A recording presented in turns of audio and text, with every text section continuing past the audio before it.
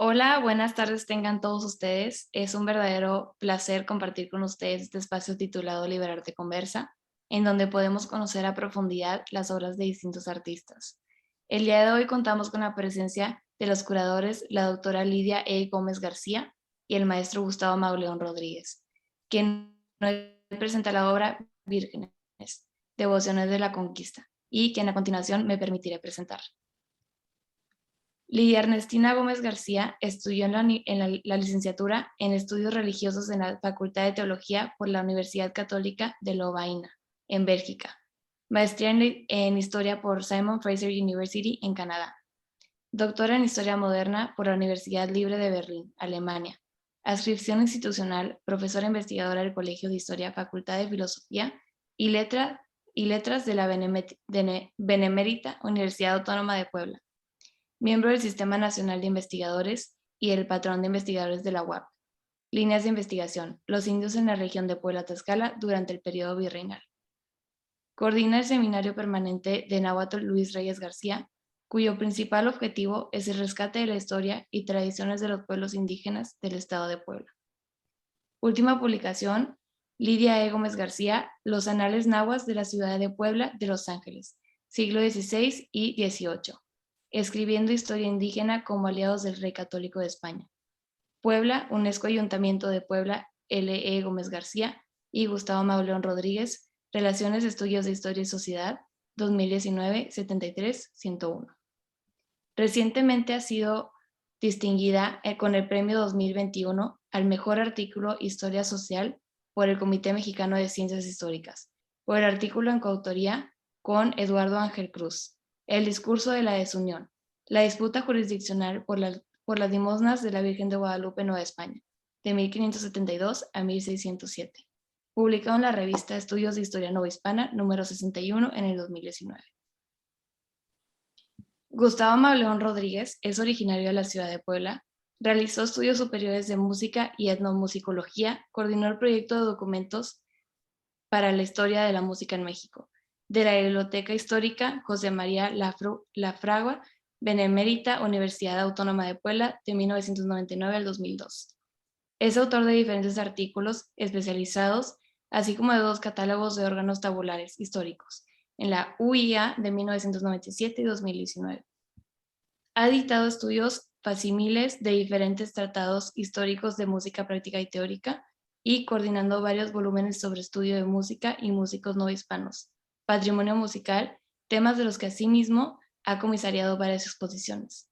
3 de los libros colectivos en los que ha colaborado y coordinado han recibido en diferentes categorías el premio Antonio García Cubas, que otorga el INAH en 1997, 2010 y 2017.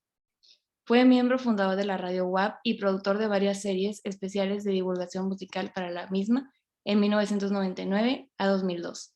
Actualmente es asesor del Seminario de Estudio de Órganos Históricos de México, en la ENCRIM y CNCPC, INAG, así como miembros de la Association for Darwinian Afrocentric Musicology.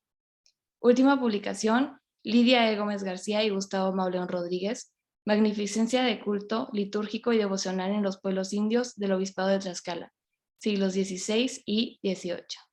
XVI y XVII. Las capillas de música. En Miradas al patrimonio musical universitario. Solfas, letras, figuras, artilugios. Gustavo Mauleón Rodríguez, 45 a 62. Puebla, Benemérita Universidad Autónoma de Puebla, 2017. Es un honor contar con su presencia el día de hoy en este espacio. A continuación, presento al maestro Gerardo Puertas, coordinador del programa Liberarte, a quien le cedo la palabra. Bienvenido, maestro, es un gusto contar con su presencia. Muy buenas tardes a todas y a todos. Muchísimas gracias por acompañarnos en esta emisión de Liberarte, en la que nos vemos honrados con la presencia de 2 extraordinarios intelectuales, investigadores, curadores con diferentes especialidades del estado de Puebla. Quisiera yo agradecerles muy especialmente a ellos su participación en este evento, que realmente para nosotros es muy especial. Se trata de una conferencia en la que haremos un recorrido por una exposición que en la actualidad se encuentra en el Museo Regional del Estado de Puebla, ubicado en la ciudad de Cholula, Puebla, por supuesto. La exposición aborda el tema de la imagen mariana y particularmente el tema de la imagen mariana dentro de la conquista y de la evangelización del territorio de la Nueva España. De manera que para nosotros es realmente un privilegio poder escucharlos el día de hoy. Muchísimas gracias.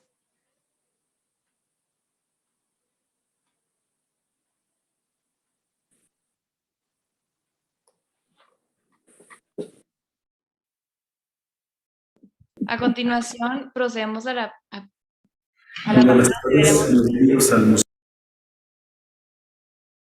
Regional de Cholula.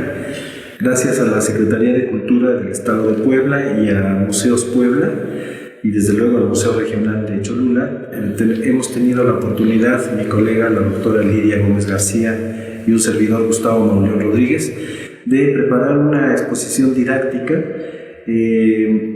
digamos un poco dirigida a la conmemoración de los 500 años de la ciudad-estado México Tenochtitlan, que se conmemoró en el 2021, y con ese motivo preparamos esta exposición que se titula Vírgenes, Devociones de la Conquista, que es una exposición que tiene 4 ejes temáticos: una sala que son los inicios regionales del culto mariano, otra sala dedicada a la Virgen Conquistadora de Puebla y Tlaxcala, que se encuentra en el convento franciscano de Puebla, otra sala dedicada a la Virgen de los Remedios, una devoción muy importante, la más importante de Cholula y de la región de Cholula, y una tercera sala dedicada a las devociones marianas en la región de Cholula.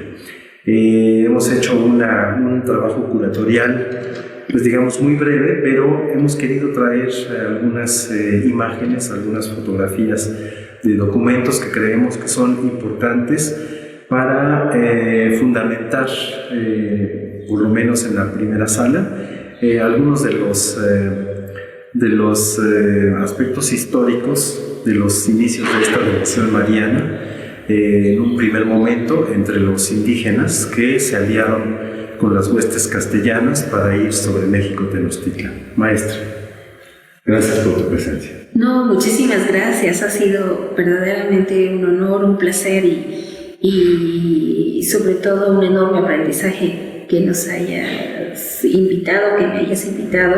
Me siento muy honrada. Muchas gracias para poder participar en este proyecto que finalmente vimos ya en ejecución a finales del año pasado. Muy, digamos que muy casi al final del año, que era la conmemoración de los 500 años, hubiéramos podido participar de otra manera, pero se puso hasta el final y creo que estuvo muy bien. Como cierre, ¿verdad? Sí, como cierre de... porque justamente permitió ver esa parte de lo que significó la conquista sin todo lo que implica tener todos estos discursos de la guerra, de los españoles, de que llegaron, de que, ¿no? Que estuvo muy presente durante el año, la primera y parte de la segunda mitad del año pasado, del 2020, y que sin embargo al final se pudo incluir esta. Creo que para la Secretaría de Cultura representa poder no dejar de lado que la conquista no solo fue guerra, no solo fue lo que muchos consideran esta imposición de regímenes y de dominación, porque si así hubiera sido, jamás se hubiera concretado una devoción por imposición tan amplia, tan grande que hay en México, de la cual la Virgen de Guadalupe es un ejemplo, ¿no? Entonces, creo que esta exposición que nos nos planteamos siempre como la Virgen Conquistadora, ¿qué hacemos con ella? ¿No? Si pensamos en la conquista como algo que solo trajo esta dominación y un régimen del que nos quisimos deshacer en el momento de la independencia, ¿qué hacemos entonces con todo esto que imposible pensar haya sido solo motivo de la imposición y de el deseo de sojuzgar a los demás, porque entonces hubiera desaparecido en el momento de la independencia? Y sin embargo, no solamente pervive, sino que es el fundamento de una identidad de un Estado nacional.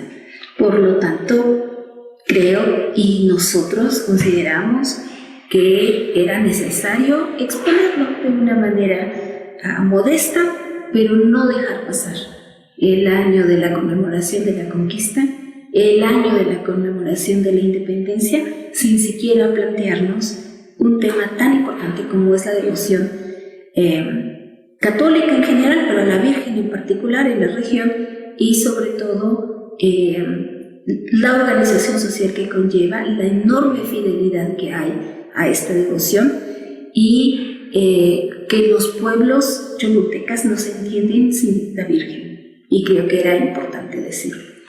Sí, en esta construcción ha sido muy importante el análisis de algunos documentos pictográficos, pero que los hemos ido intercalando con algunos documentos que son un sustento importante de la teología mariana, estrictamente en la teología católica, que manejaban los frailes, principalmente los frailes franciscanos.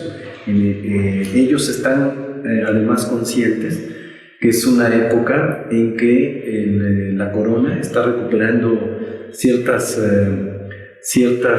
devociones a María en su legitimación en el siglo XVI, y creo que el hecho de mostrar también la visión indígena de María, no solo la iconografía católica tradicional que vino con Hernán Cortés y con los conquistadores, que desde luego eran devotos de María. Hernán Cortés además tenía la devoción a San Pedro y desde luego debía tenerla a Santiago. Por supuesto. Él, cuando llega a Cuba, funda Santiago de Cuba. Claro.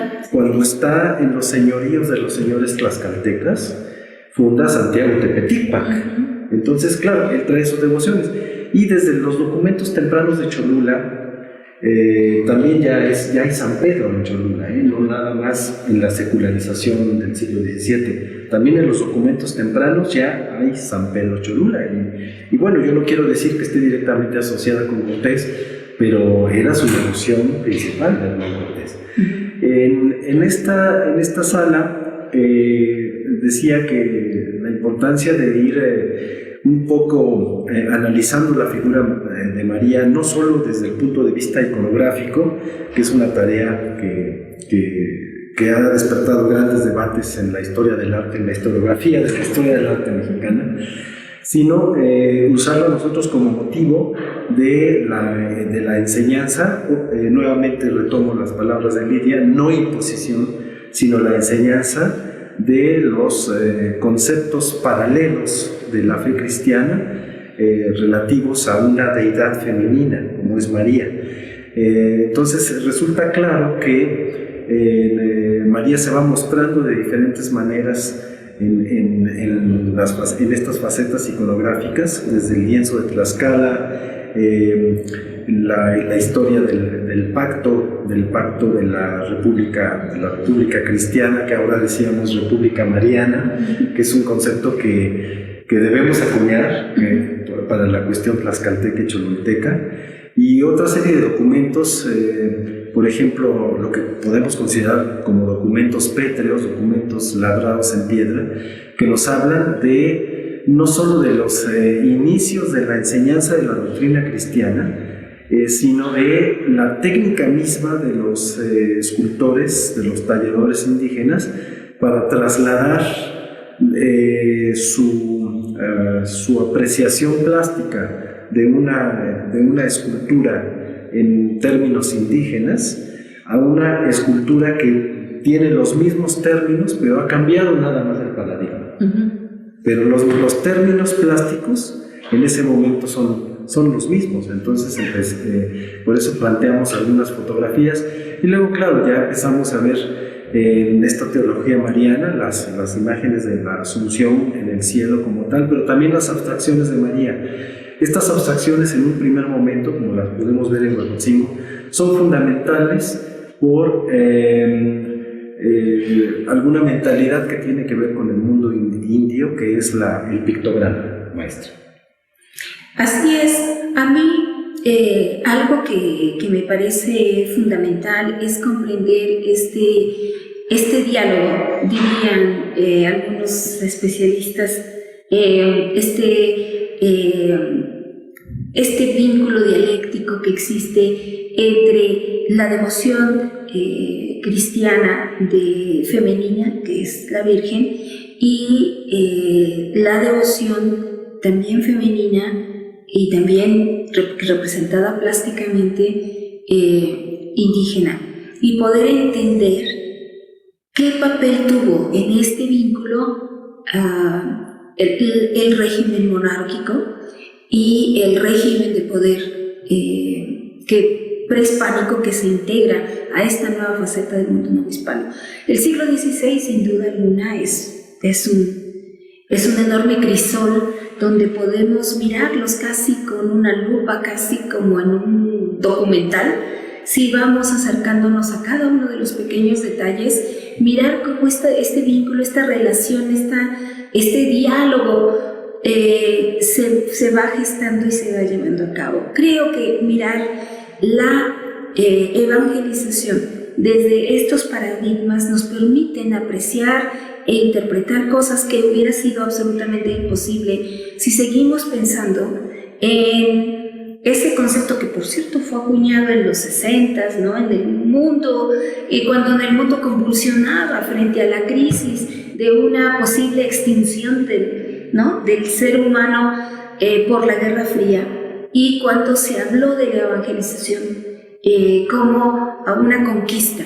Entonces, al agregarle conquista a la palabra conquista, a la evangelización, se le metió dentro de este circuito de imposición y de subordinación, ¿no? Sí, y los buenos y los malos.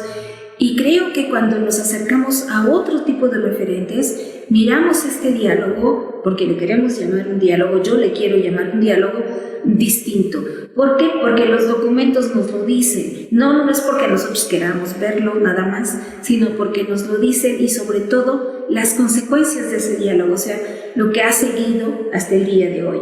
Imposible que nosotros dejemos de mirarlo, sobre todo en Cholula o en Tlaxcala, donde la Virgen tiene una impresionante presencia, no en la fe, sino en la vida social y política de los pueblos. O sea, imposible entender la devoción a la Virgen sin tomar en cuenta su vínculo con la corona en el siglo XVI o con la monarquía y los cambios en el siglo XVII y XVIII, con el Estado Nacional en el siglo XIX, con este mundo convulsionado de la Guerra Fría en el XX y con la globalización que estamos viviendo ahora y la pandemia. ¿Cómo entendemos una devoción que ha transcurrido por tantos momentos sin entender que en el siglo XVI, sin poder mirar en el siglo XVI lo que ocurrió? Es imposible, porque lo que ocurrió está muy lejos de ser esa conquista espiritual, ¿no? Como le llamó Ricard, un investigador en hace tiempo. Incluso una investigadora mexicana le llamó a su libro, que hace un análisis de las fiestas indígenas, del origen de las fiestas indígenas, un poco combinado ya con occidentalizadas, por decirlo así.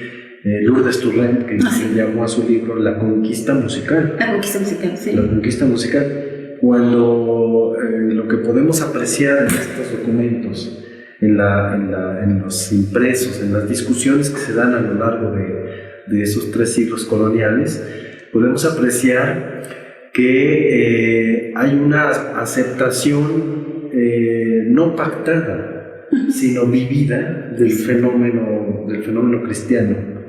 Es decir, si somos aliados de los españoles para ir sobre México Tenochtitlan y hemos triunfado, en la mentalidad india estamos triunfando con los nuevos dioses, ¿no? Y por eso los otros dioses, nuestros dioses, no van a caer, van a ir al panteón de los dioses. Y ahora este dios, hay un compromiso con la derrota, con el triunfo, pero con el triunfo indígena, con la nueva fe. Y eso es algo de lo que narra esa lámina famosa del lienzo de Tlaxcala, claro. Donde tú muy inteligentemente ves la cuestión de la República Cristiana y la República India, ¿no? Y en todos sus símbolos, desde la fe hasta el águila bicéfala de los Austrias, que después se vuelve digamos, este nicho de la propia Virgen, como decía yo, como garante de ese pacto, maestro. Exacto. Sí, yo creo que un aspecto muy importante que se puede apreciar allí, cuando los que vengan a ver esta exposición lo podrán ver en esta primera sala, es ese momento en donde están todos estos señores indígenas y están estos oficiales españoles, y podemos mirar claramente cómo hay un Altepec sagrado que es importantísimo, dentro de él la representación de la República tlaxcalteca, desde luego, pero también una virgen encima de la representación de la República. ¿Por qué? Porque es este Altepec sagrado que está coronado, por llamarle en un sentido simbólico, por esta águila, que en el caso de esta representación ya es bicéfala, porque ya estamos en un periodo novohispano, o sea, monárquica, pero esta águila que representa la divinidad está encima de este cerro sagrado, y por lo tanto la interlocución con esta parte, digamos, divina, pues va a ser la Virgen, pero también la monarquía. Es decir, la Virgen representa también a la monarquía, y esto es importantísimo, creo yo, porque nos dice cómo lo miraron ellos. Y aunque estéticamente cambie por razones propias de lo que significa adecuarse a las nuevas circunstancias, definitivamente el concepto sigue siendo el mismo, y no es posible demeritar, no es posible no mirarlo. O sea, es imposible, porque es el centro, ¿no? Está allí nos está diciendo cómo lo miraron. Bueno, la cruz, desde luego, ¿no? Una base en la fe. Exactamente, ¿no? En la nueva fe. La nueva fe, el madero, y la representación de todos estos grupos, digamos, de élite, que son los que finalmente le dan la forma a esta nueva república. Creo, maestro, que si seguimos con estas imágenes que se ven en esta primera sala, queda muy patente que en el mundo indígena y en el mundo mesoamericano la fe está muy lejos de haber pasado por un proceso de conquista. La fe fue una interlocución en donde...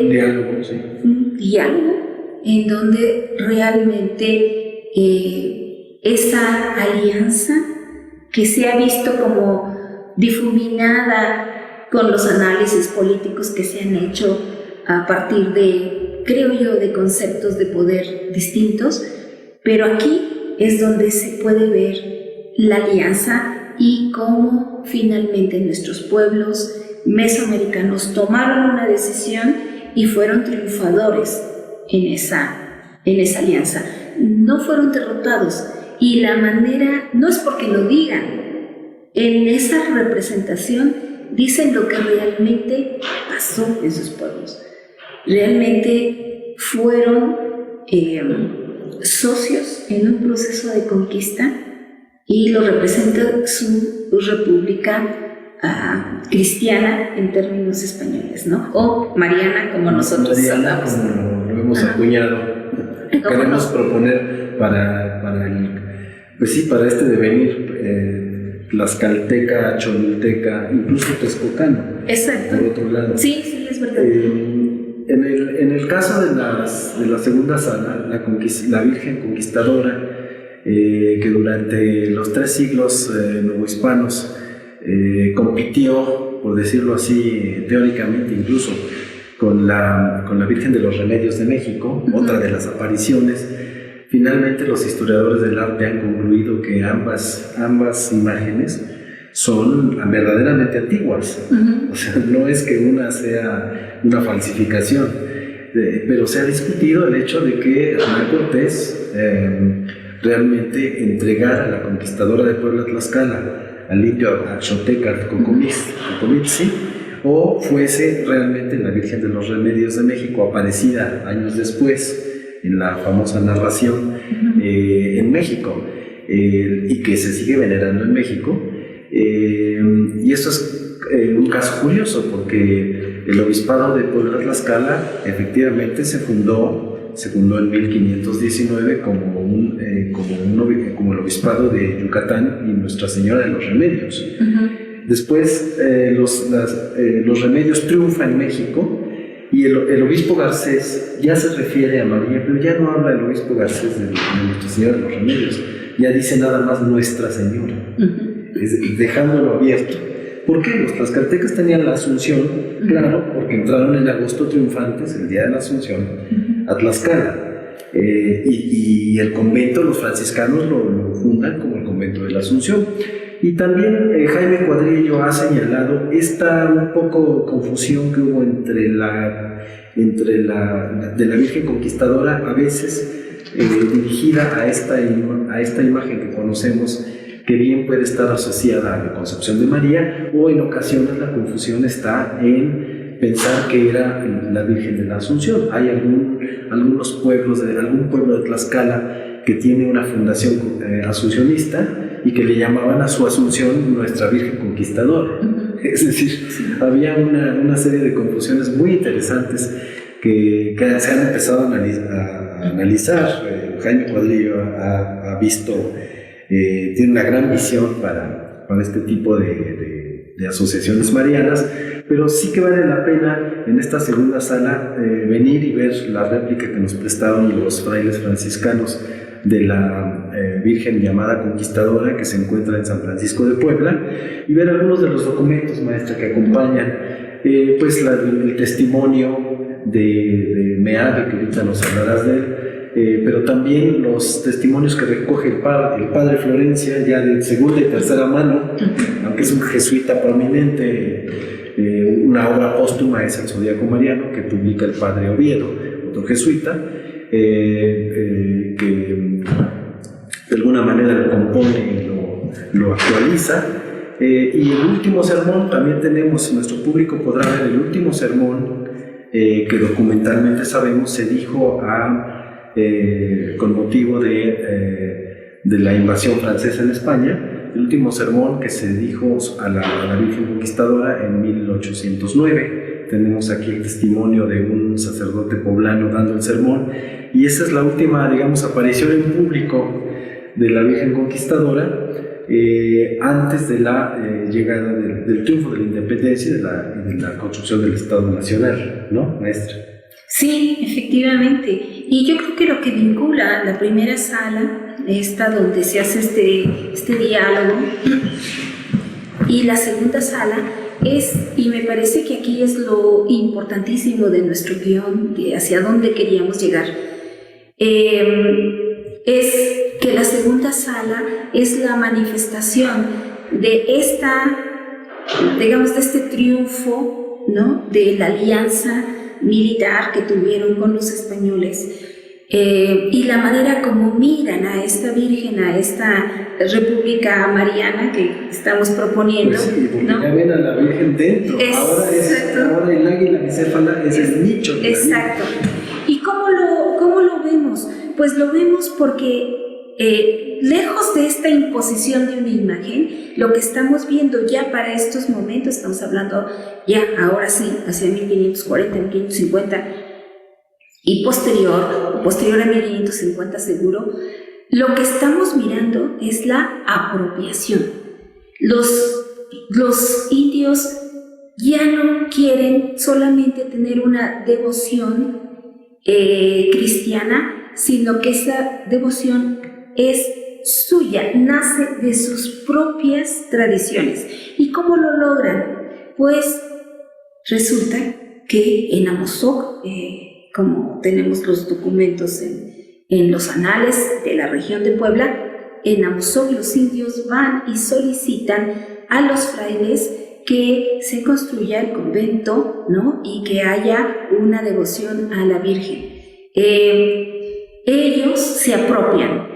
En los remedios, en esta parte de Naucalpan, lo que pasa es que la Virgen se le aparece en un maguey a un indio. En Tepeyac se le aparece la Virgen a un indio. En Ocotlán se le aparece la Virgen a un indio. Y en Tlaxcala, Cortés le da la Virgen a un guerrero conquistador. Y señor. Y un señor. Entonces, lo que nosotros estamos mirando es que una vez que pasa el periodo de conquista, se establece esta república, no solamente la república política, sino esta república de la que estamos hablando en la primera sala, esta república cristiana, mariana, ¿no? En este Antepetl sagrado. Lo que nosotros estamos mirando ya es que esta Virgen es apropiada por los indios. Y lo vamos a ver muy claramente en la tercera sala, de la cual hablaremos un poco después. Pero entonces el discurso se mueve no solamente de este momento del diálogo, que es importantísimo en la construcción del diálogo, sino ya la apropiación. No es una Virgen que trajeron los españoles, es el vínculo sagrado incontestable en el mundo mesoamericano, incontestable porque es la voluntad de la divinidad crear este vínculo con los indios. Y allí creo que ellos legitiman que esa Virgen sea suya y excluyen esta participación española deliberadamente. ¿Con qué objetivo? El objetivo de legitimar el nuevo culto. Y a mí me parece fundamental mirarlo bajo este crisol, porque no es posible entender tanta devoción, porque lo vamos a ver en las siguientes salas. La devoción fue profunda y sobre todo sigue siendo hoy una devoción, una fe, una fidelidad a esa Virgen que no se puede soslayar, no se puede soslayar. Y quienes pudieron estar aquí y ver la bajada de la Virgen pueden dar testimonio de ello. Esa Virgen no es algo solamente una devoción como lo podemos ver en otros cultos, en la ciudad de Puebla, por ejemplo, alguna devoción que cualquiera de nosotros quiera. No, la Virgen tiene un papel fundamental, representa a los pueblos, es esa Virgen el pueblo, representa a ese pueblo, y por lo tanto creo que esta segunda sala es lo que nos hace mirar esa apropiación, de este primer momento del diálogo a ese segundo momento, la apropiación. Ahora la Virgen es la que ha escogido el pueblo, de los pueblos mesoamericanos. Ella los ha escogido y por lo tanto forma parte de su identidad. Y creo que esta sala eso representa. Hay muchas luchas en el siglo XVIII, sobre todo, de quién es la imagen, pero yo creo que finalmente el substrato sigue siendo el mismo. Y creo que va a ser muy importante tener una efigie de Hernán Cortés frente a la Virgen Conquistadora, en este proceso de apropiación del que habla ahora la doctora Lidia Gómez, con lo cual va a enriquecer mucho la exposición, pero en la misma exposición vamos caminando hacia este concepto de las devociones propias de la región, en este caso el Museo Regional de Cholula. Pues no es que quiera acentuar la presencia de la Virgen de los Remedios, es que es la Virgen de los cholultecas, finalmente. Por eso la tercera sala, maestra. Sí, y el vínculo con la tercera sala y cómo se va a integrar esta maravillosa, creo yo, tabla, ¿no?, que va a integrarse con la imagen esta imagen ecuestre de Cortés, que me parece fundamental, porque todo el momento de la conquista, eso hay que decirlo, en todo el momento de la conquista, a donde llegaban los españoles se ponía un altar y se llevaba a cabo un ritual cristiano.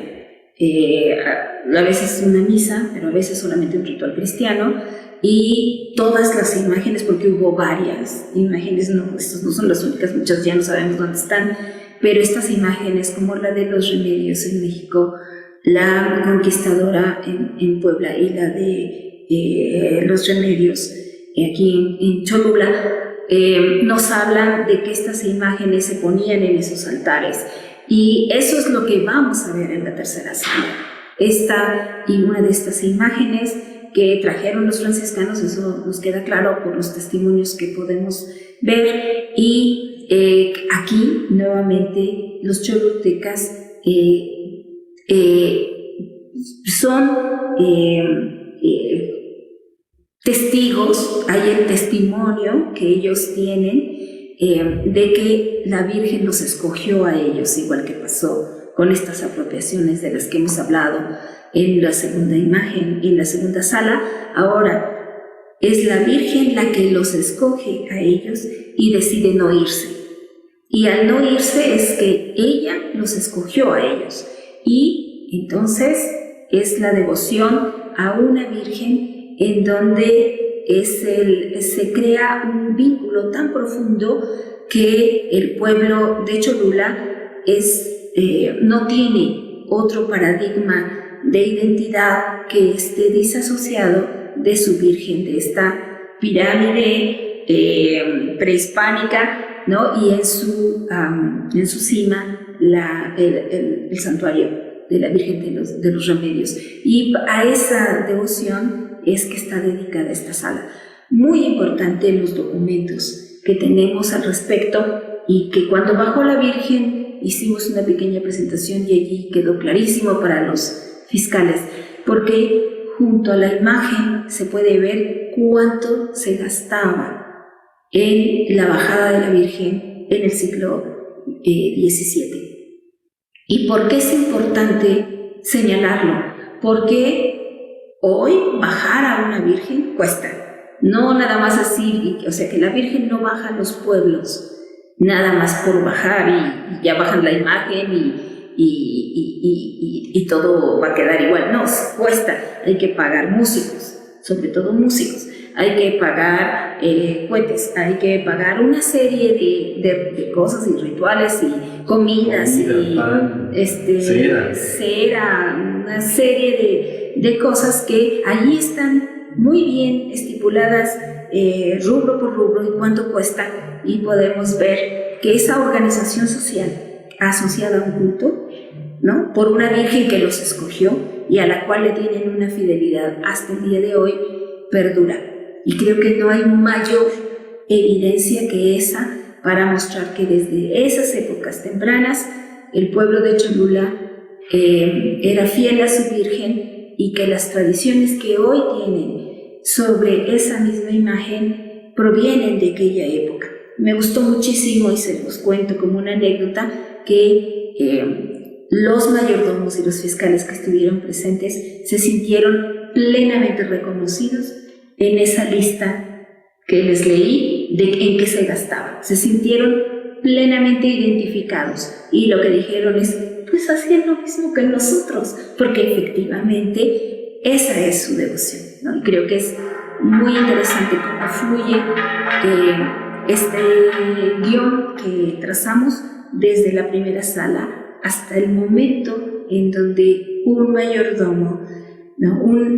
Una autoridad de la actual organización social, religiosa, asociada a la devoción a la Virgen, se reconoce. Y creo que eso para nosotros es lo más significativo de nuestra exposición. Es una comprobación de todo lo que teorizamos en la prehistoria, ¿no? Sí. ¿No? Es una comprobación de lo vivo que están las tradiciones en un lugar como Cholula.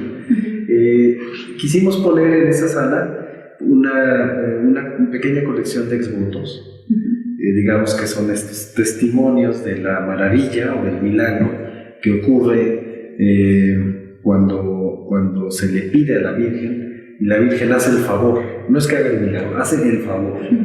Entonces tenemos la Virgen de los Remedios en 2 exvotos. El primero es un exvoto que es propiedad del Museo Regional de Cholula del siglo XIX, pero después hallamos las fechas de los otros exvotos y tenemos uno del siglo XVIII. Está el otro exvoto de los Remedios en reproducción fotográfica que nos prestó el Museo Regional del INA Puebla, y con esa colección también viene un exvoto de la Virgen de Tzocuilan, que es una devoción muy importante, y el último exvoto habla de la Inmaculada, evidentemente, pero le dice Nuestra Señora de Cholula. Eso hay que tomarlo muy en cuenta por el papel que toma la Inmaculada y que es parte del guión de la última sala que trazó muy bien la doctora Lidia Gómez, donde no solo está Tzocuila, que está la Inmaculada, pero también está la Virgen de Guadalupe. Sí, hablar de cómo esta Virgen, esta imagen femenina representa a Cholula no solamente a través de la devoción a la Virgen de los Remedios, sino paulatinamente aparecerán otras también nuevamente asociadas con la monarquía, por cierto, ¿no? Muy importante con la monarquía, como es la Inmaculada en la primera mitad del siglo XVII, y lo relevante que tuvo y que conmovió muchísimo a los presentes en la primera exposición es poderse dar cuenta cómo la Virgen Inmaculada y la jura de la Inmaculada en esa primera mitad del siglo XVII, en toda la región de Cholula, donde estuvieron con una fuerte presencia franciscana antes de la llegada de Palafox, los conventos y las iglesias todavía resguardan ese sello, ¿no? Están imágenes de donde está la familia real representando a la monarquía y sus descendientes, del lado derecho la familia franciscana, impulsora de esta devoción, por cierto, desde mucho antes de esa fecha, ¿no? Y está San Francisco Seráfico, ¿no? Con estas 3 esferas del mundo franciscano, del mundo franciscano, y la Virgen, la imagen de la Inmaculada, que en ese momento se estaba ya trazando sus características, todavía no estaba bien definida. Hay que recordar que en Puebla se juró a la Virgen de la Conquista. Claro. Es muy importante mirar esta devoción en esta imagen, ¿no? de lo que se le ha llamado a esa composición el San Francisco Seráfico. La vamos a encontrar en Los Remedios en Puebla, en el barrio de Los Remedios en Puebla, ¿no? Que con la influencia de los franciscanos. La vamos a encontrar en esta región de Cholula en varias iglesias, Tonantzintla, Acatepec y algunas otras y varias otras. Lo vamos a encontrar hacia Huejotzinco y lo vamos a encontrar en Texmelucan y en Tlaxcala también lo vamos a encontrar, ¿no? En el santuario. Sí, claro. Yo creo que esta Virgen, estas imágenes representan y sobre todo nos muestran cómo la Virgen es la Virgen la que cumple esa función de vincular a la monarquía, es decir, al rey, con lo sagrado de la cual ella es intercesora, ¿no? Refrendan ese vínculo con la monarquía. Esto ya había sucedido con la Virgen Conquistadora en la capilla del Beato Fray Sebastián de Aparicio, que es una capilla de final del siglo XVIII, hay que decirlo, con pinturas del famoso pintor Cendejas. Pero en el retablo, donde se puso a la Virgen Conquistadora, al cuerpo del Beato Fray Sebastián de Aparicio, ese retablo precisamente tenía, en un momento determinado, tenía el águila bicéfala labrada y cincelada en plata, que era el nicho de la Conquistadora.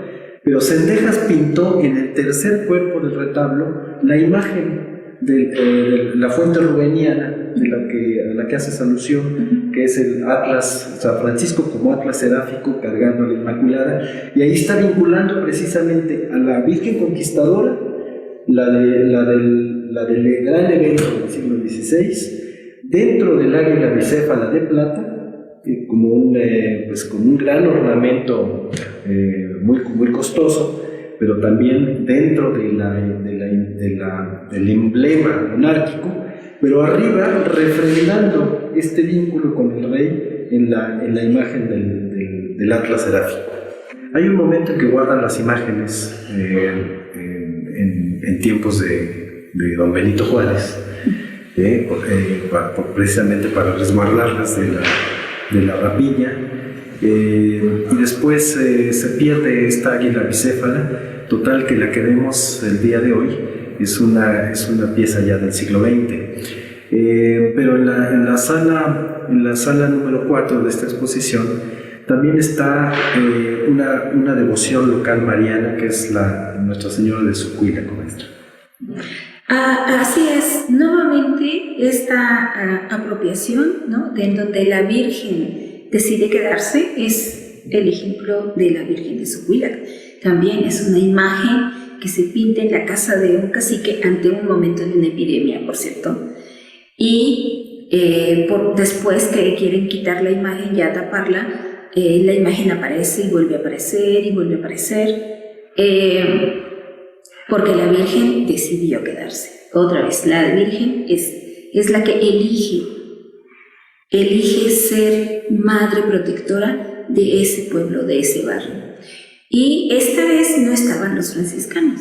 Entonces, aquí es el clero secular, ¿no? Muy fuertemente el clero secular que va a defender esa devoción, así como en la segunda sala tenemos esos testimonios de don Joaquín Alejo Meave defendiendo la Conquistadora como parte de una tradición de evangelización del clero secular, es decir, de los curas, no de los frailes, sino de los curas, y que fue muy importante en una pugna que tenían sobre a quién se le atribuía la devoción de los indios o la evangelización de los indios, y en este caso el clero secular tiene un interés en mostrar que ellos habían sido. Y bueno, la Virgen de Socuilac no es una virgen impulsada por ningún fraile, sino que una vez que elige quedarse, es el clero secular, o sea, los curas,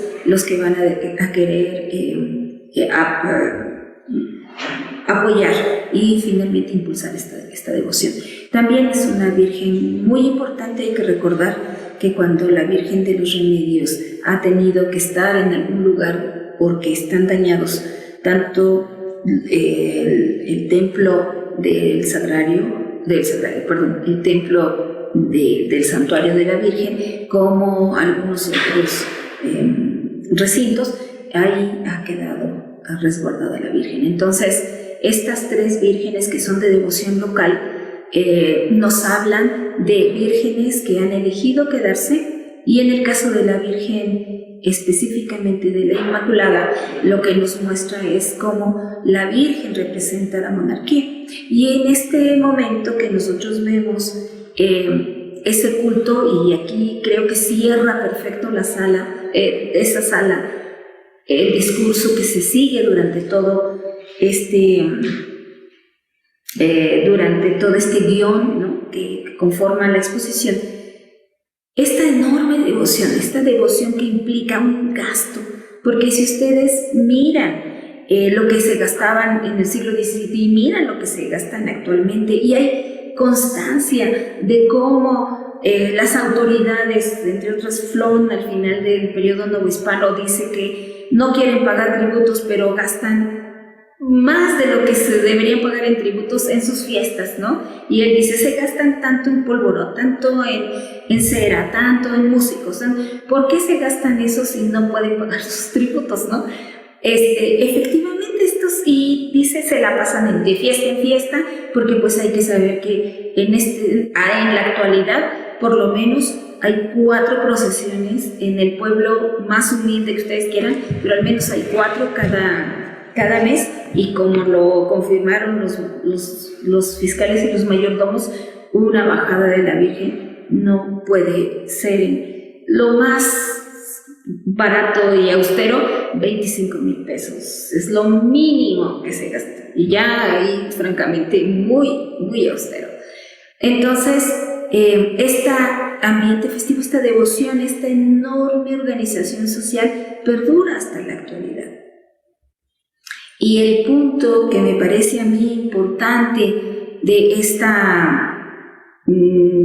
este discurso museográfico es poder decir, como ahí se muestra, un libro impresionante, ¿no?, del siglo XVI de música, y que la evidencia, maestro, que seguramente tú querrás explicar ahorita algo más, nos indica que esta devoción viva proviene de un hecho indudable, y es que Cholula fue monárquica, y tenemos los documentos que muestran claramente que cuando viene Maximiliano en el Segundo Imperio, los primeros que defendieron ese imperio fueron los cholultecas. Los cholultecas fueron tremendamente monárquicos, y esto asociado a una devoción. Y a un pacto político exacto, viejo y del que eran responsables también. Exacto, ¿no? Sí, es una consecuencia, digamos. Exacto, y la música, ¿no? Sí. Que tenía que ver con la corona, ¿no? Desde luego. De hecho, algunos de estos libros de música, como el que tenemos, que es la joya de esta cuarta sala, es el libro que se llama Arte de Taller Fantasía, así de tecla como de vihuela. Es un libro de un fraile dominico, Fray Tomás de Santa María. Aquí sí no importaba que fuera franciscano dominico, pero fueron grandes teóricos en el siglo XVI. Y gracias a que este libro procede de una capilla cholulteca, sabemos que se utilizaba, aunque es del siglo XVI, sabemos que se utilizaba aún en el siglo XIX. Estas teorías antiguas fueron de largo aliento, de larga duración en la enseñanza musical de estos pueblos. Lo podemos ver con algunos otros libros que conocemos regionalmente, pero es un hecho de veras insólito en la musicología occidental encontrarnos con el testimonio del uso del libro de Santa María por la importancia que tiene esta teoría. Es muy importante. De hecho, hay pocos ejemplares en el mundo, y el que tienen aquí en Cholula es una maravilla. Entonces, nos muestra otra vez que estos libros formaban parte de un gran homenaje, digamos, espiritual en la fundación de estas repúblicas, y sobre todo en la enseñanza de la música, que era fundamental para el rito cristiano, pero también para la fiesta. Es música que no solo enseña la liturgia, sino también enseña a tañer los instrumentos que van a salir del ámbito de la iglesia misma hacia el ámbito, a un culto externo, que es parte fundamental de las fiestas en el pasado y en el presente, que son como una demostración de que son fiestas vivas. Así es, y creo que con esto finalmente se cierra este discurso que tratamos de presentar, que la conquista sigue viva a través de las devociones, a través de la religiosidad, esa conquista en donde estos indígenas fueron aliados de los españoles y como aliados triunfaron. Y su mayor representación es su fe, su devoción, su fuerte organización social y la perpetuación de una forma de mostrar esa devoción, esa lealtad a través de la música, a través del arte, a través de la peregrinación y en ese arte efímero que significan sus procesiones.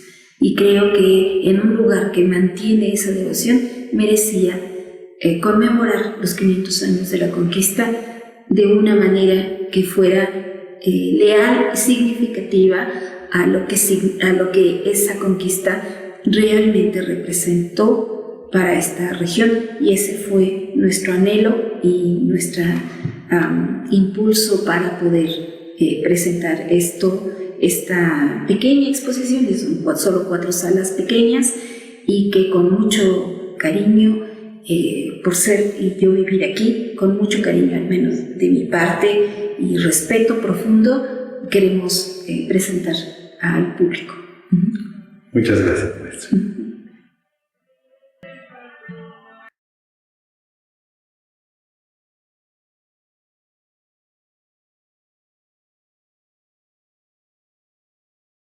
A continuación, procedemos a la parte de preguntas. Les pedimos realizarlas por el medio del chat o en el espacio de preguntas, para que posteriormente puedan contestarlas.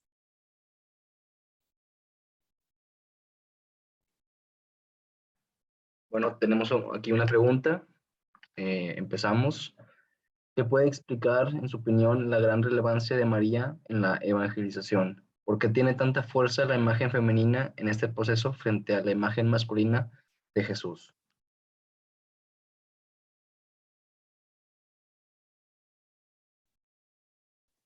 Doctora, si nos puede ayudar con su respuesta. Sí, cómo no. Como tratamos de explicar durante la ponencia, la importancia de María, de la Virgen, en sus múltiples advocaciones, no solamente, María, Nativitas, la Asunción y otras devociones marianas, está asociada, como decíamos, con la monarquía. Y es muy importante porque una vez que se lleva a cabo, de hecho desde antes de que caiga Tenochtitlan, hay una serie de pactos, de alianzas, de acuerdos. Y estos acuerdos y estas alianzas dieron el fruto, apostaron y salió bien la apuesta. Y finalmente ellos se consideran ganadores junto con los españoles, no se consideran vencidos. En ningún documento hablan que son vencidos. Si ustedes ven todos los documentos del siglo XVI, los pueblos se sienten ganadores, triunfadores, y entonces negocian. Y en este reacomodo político, la imagen de María, que era la que traían en estas imágenes portativas en los caballos, ¿no? Sobre todo los capitanes, estas imágenes portativas que eran las que al lugar a donde llegaban, al pueblo que llegaban, estoy hablando antes de la caída de Tenochtitlan, se ponía el altar, inmediatamente el día que entraban a algún pueblo se ponía el altar y se sacaba la imagen. También debe haber algunas, sobre todo pensamos de Santiago Apóstol, pero finalmente es esta la importante, que es la de María, que es la que había varias. Cuando hablamos de la imagen de la conquistadora, no es una imagen, hubo muchas imágenes de la conquistadora, porque eran imágenes marianas, pequeñas, portativas. Quizás ustedes la hayan visto alguna vez, es muy pequeña, justamente para que pueda ser anclada tiene abajo un pequeño orificio a donde se anclaba con un tornillo de madera a la silla de montar. Entonces, estas expresiones de la Virgen y después, bueno, los indios, ustedes se pueden imaginar, mirando a los españoles llevar a cabo el ritual religioso con su música, con su canto, con su liturgia propia del catolicismo del siglo XVI. Entonces, nosotros estamos mirando, porque han de saber que después de Trento se normalizó y se cambiaron algunas cosas, pero bueno, lo que nos está diciendo es cómo los indios van a mirar esta imagen y sobre todo aquellas que les fueron dadas, como el caso de la conquistadora que está en la ciudad de Puebla y que se le dio a uno de los capitanes que combatieron junto con los españoles, de los españoles, de los tlaxcaltecas, que no fueron los únicos aliados, pero definitivamente participaron mucho en la elaboración de la estrategia para la caída, no solamente de Tenochtitlan, también la de Tepeaca, previa a la de Tenochtitlan. Va a venir esta imagen, esta consolidación de el pacto, y ese pacto de esa alianza va a estar involucrada la imagen mariana, la imagen de la Virgen, y por eso en esa representación del Altépetl cristiano, lo que llamamos la República Cristiana o la República Mariana, como dice el maestro Maubrión, tiene abajo en el Altépetl la representación del signo de Tlaxcala, y encima de él el de la Virgen, y encima de todo el Altépetl cristiano el águila bicéfala que representa la monarquía hispana. Ahora también hay esta parte de la imagen femenina y la asociación de la Virgen con Tonantzin, que es la diosa que da femenina, que representa la fertilidad y todos estos aspectos que sin duda, y no los negamos, sin duda fueron importantes. Sin embargo, desde nuestro punto de vista, es lo que sostenemos con esta exposición, lo más relevante de esta devoción fue este compromiso y en esta desarticulación del antiguo sistema prehispánico, que no se dio necesariamente por una gran cantidad de huestes españolas, porque realmente eran muy pocas, realmente muy pocas. Se da principalmente porque todos los pueblos en este momento, de acuerdo a una tradición prehispánica, todos los pueblos se sienten ganadores, se sienten aliados del triunfo, y empiezan duramente, porque de verdad que sí se dieron hasta con la chancla, como decimos aquí en el centro. La verdad es que empieza un reacomodo político en toda la región, y uno de los grandes méritos que ellos van a encontrar para mostrar este cristianismo que era fundamental, era requisito además para poder tener cargos de poder, encuentran en la devoción a María esta manera de mostrar la alianza, porque la devoción a María lo que requería básicamente pues era el bautismo y después la organización de la celebración del ornato del culto divino, lo que ya sabemos que se tiene que hacer, ¿no? El altar, decorar los frontispicios, hacerle las celebraciones.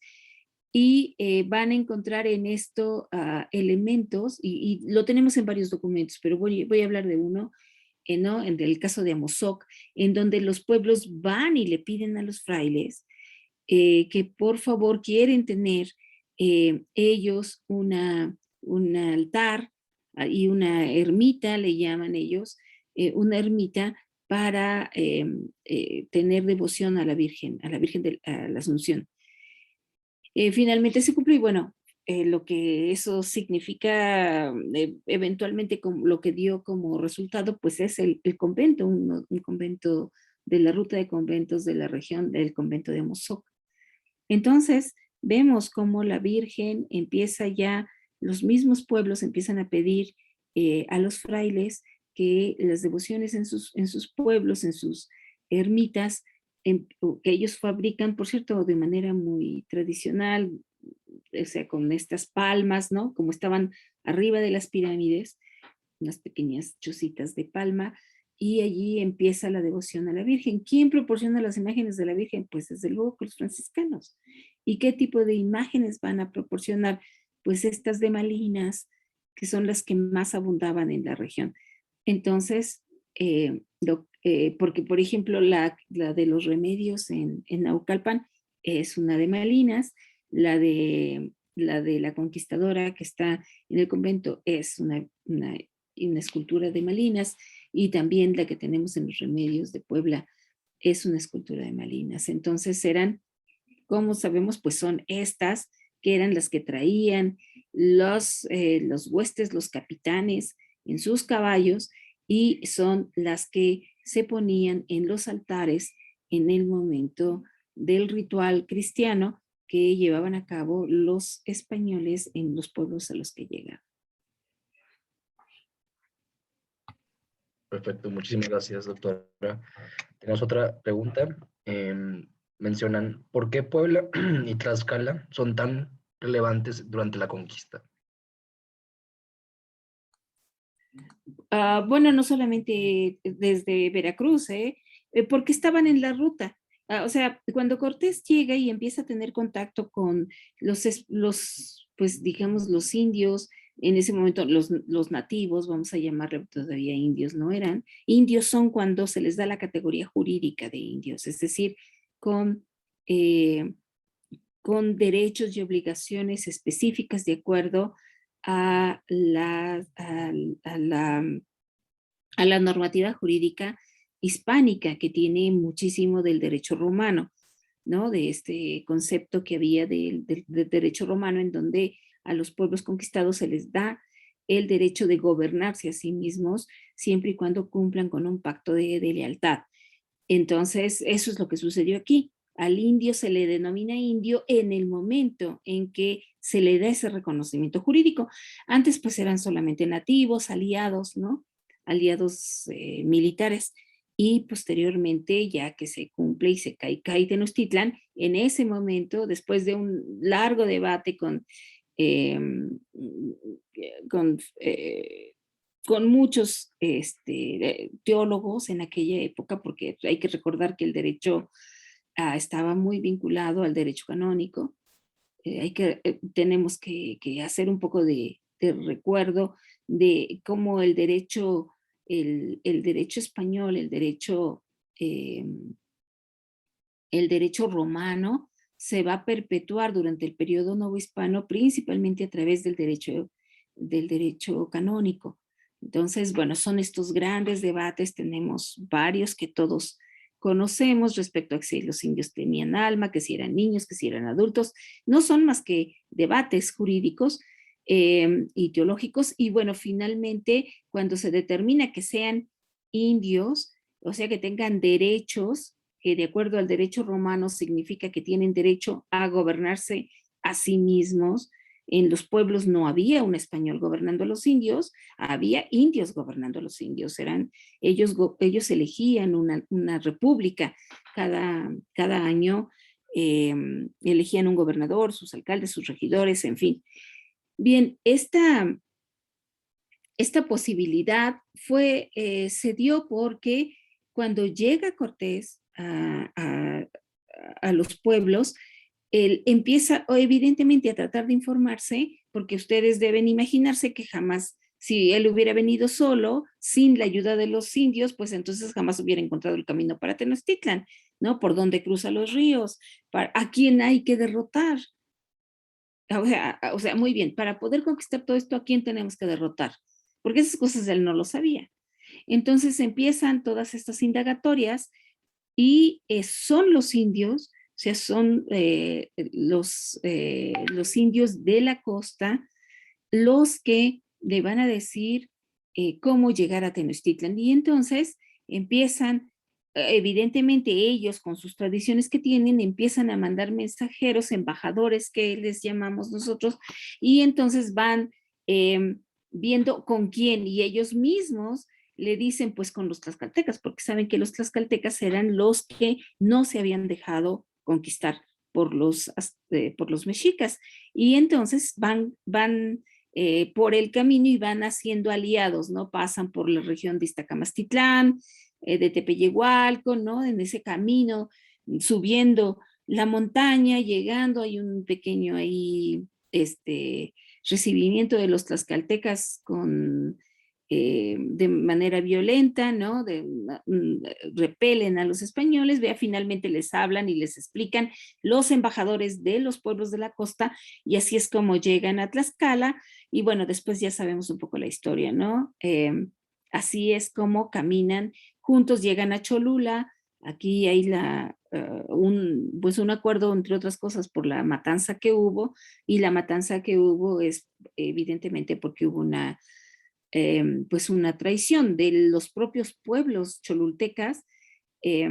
Un sector, una facción de los pueblos cholultecas traiciona a otro sector, y así es como llegan finalmente a Tenochtitlan. Entonces es este camino, y por lo tanto pasan por Puebla, y por lo que hoy es Puebla y lo que es Tlaxcala, y esta es la razón por la cual son tan importantes y son sus aliados más relevantes. Hay que recordar que de aquí, Huaquechula, que está en Puebla, Tlaxcala y muchos otros pueblos son los que van a conquistar Guatemala, y también son los que van a conquistar al norte, Zacatecas, Aguascalientes, San Luis Potosí, incluso lo que hoy es Guadalajara. Todo eso se conquistó con ayuda de estos pueblos, ¿no? Porque pues fueron los aliados de los españoles durante esta primera gesta, y esa es la razón por la que en Puebla, Tlaxcala, además fue una zona que en todo momento aportó y colaboró con las siguientes campañas militares de los españoles. Perfecto, muchas gracias. Tenemos una última pregunta. ¿Por qué se habla tan poco de la conquistadora? Entiendo que incluso no tiene su propio templo. Pues una vez que primero la conquistadora fue la que fungió, tomó el lugar cuando se jura en el siglo XVII a la Inmaculada. Hay que recordar que hace apenas unos cuantos años, el 17, 18 y el 19 en especial, son los años en donde se cumplieron los 500 años perdón, no 500 años, se cumple cuando se juró a la Virgen de la Inmaculada, la corona, porque era una devoción, y es un dogma de la monarquía, ¿no? La monarquía es el que impulsa. Realmente el papado, o sea, el Vaticano, lo va a reconocer hasta el siglo XIX, pero es la monarquía hispana la que va a llevar a cabo la defensa del dogma de la Inmaculada Concepción. Es decir, que la propia Virgen María nació sin pecado, ¿no? Nació sin pecado, Santana y San Joaquín, las cosas que ya conocemos. Bien, es muy relevante entonces entender que cuando la conquistadora toma el lugar que tiene en Puebla, de Tlaxcala, se traslada la imagen a la ciudad de Puebla y está en el convento de San Francisco. Hay otras imágenes marianas que van a empezar a tener mucha relevancia, entre ellas las de la Inmaculada, que va a ser, hay que recordar que la ciudad de Puebla es la ciudad de Los Ángeles porque su reina es la Virgen, y por lo tanto la imagen, la patrona de esta ciudad y de este obispado, pues fue la Virgen María, y rápidamente esa imagen de la conquistadora va a cambiar por la imagen de la Inmaculada, muy rápido. Entonces, en la Inmaculada está la imagen de la conquistadora. porque fue la que fue jurada, la imagen de la conquistadora, porque cuando fue jurada todavía no tenía los atributos, todavía en esta parte que está sobre una media luna, ¿no? Y esta parte del sol y mucho que es la Virgen de Guadalupe, que de ahí toma sus atributos la Virgen de Guadalupe, la imagen de la Virgen de Guadalupe, pues todavía no estaban, todavía no existían. Entonces se saca a la Virgen Conquistadora, a ella se jura, pero después paulatinamente se van creando, se van llenando de todos estos atributos de la Virgen Inmaculada, y realmente cuando tenemos la devoción a la Virgen Inmaculada está implícita la Virgen Conquistadora, porque fue finalmente a la que se juró. Y bueno, claro que tiene una enorme devoción, la Inmaculada, en toda la región, ¿no? Tenemos en toda la región Puebla-Tlaxcala una gran devoción por la Inmaculada, y ahí está implícita la Virgen Conquistadora. Claro, la Conquistadora como tal pierde ese sentido porque ahora está dentro de la imagen de los nuevos atributos que se le han otorgado a la Inmaculada, y posteriormente en el periodo nacional pues era casi imposible sacarlo porque pues ya estábamos en otra época, y como hoy, ¿no? La Virgen Conquistadora pues representa para muchos pues esta parte que tanto se ha dicho, ¿no? De sumisión, de avasallamiento, de masacres, y entonces la Virgen ha perdido, digamos, esta esencia que tenía, pero está involucrada en la Inmaculada, y no se diga en la Virgen de Guadalupe, que finalmente tiene exactamente esos mismos atributos. Perfecto. Muchas gracias, doctora. Si no hay más preguntas en el foro, podemos proceder a dar por concluida la presente conferencia.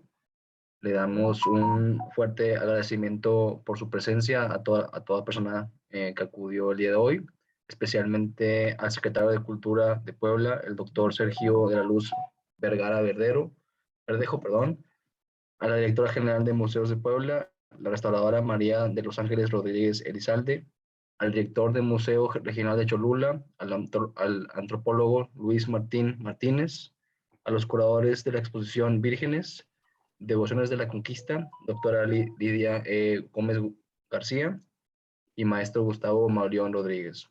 Agradecemos también a los señores doña Heriberta Vázquez Hernández, dañadora de Teponazutl, y a don Encarnación Tepuea, conchero tradicional, ambos de San Francisco Coapa, Cholula. Asimismo, a la maestra Diana Uloa, al doctor Antonio Molero y al fotógrafo Sergio Ortiz, por su apoyo desinteresado para la grabación, fotografía y edición de este video. Asimismo, se ha contado con la valiosa colaboración del licenciado Fernández Rivadeneira Núñez, abogado y coleccionista de Puebla, de Puebla, y al licenciado Gerardo Puertas, coordinador del programa de Liberarte de la Facultad de Derecho de Monterrey. Que tengan todos una excelente tarde-noche y que estén todos muy bien. Muchas gracias por su participación. Muchas gracias a todos. Buenas noches.